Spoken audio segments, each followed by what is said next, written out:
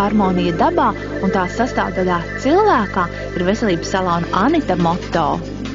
Tieši šajā varētu teikt, laikā, kad mēs visi uztraucamies par to, kas ar mums būs, par mūsu nākotni, par to, ka tiek samazināti štatu vienības, cilvēki zaudē darbu, viņiem ir daudz baiļu iekšā.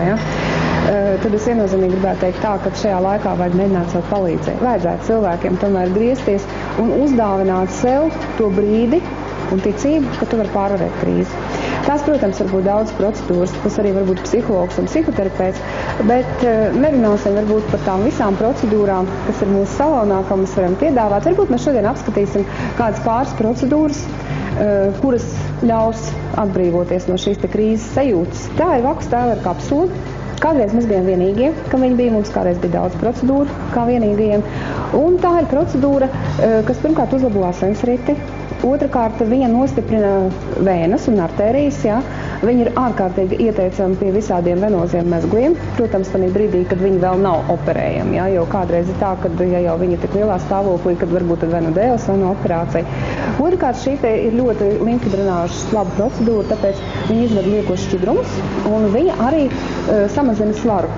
Nākamā procedūra, ko jūs skatīsieties, tā ir tāda, ar Indiju saistīta, tā ir čampija masāža.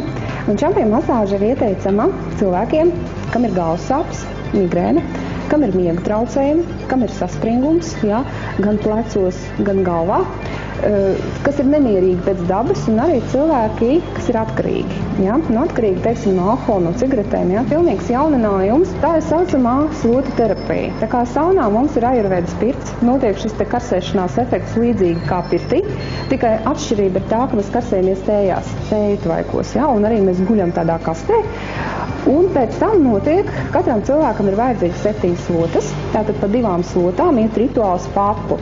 Tātad mēs uztaisam šo apļošanu, uztaisam šo pērienu, tad notiek tīrā refleksa terapija, attiecīgo punktu aktivizēšana, tas sakārto šo enerģētiku, noņem šo stresu, sajūta fantastiski, un es domāju, ka arī es jums varu piedāvāt to izbaudīt, lai jūs varētu par to pārliecināt.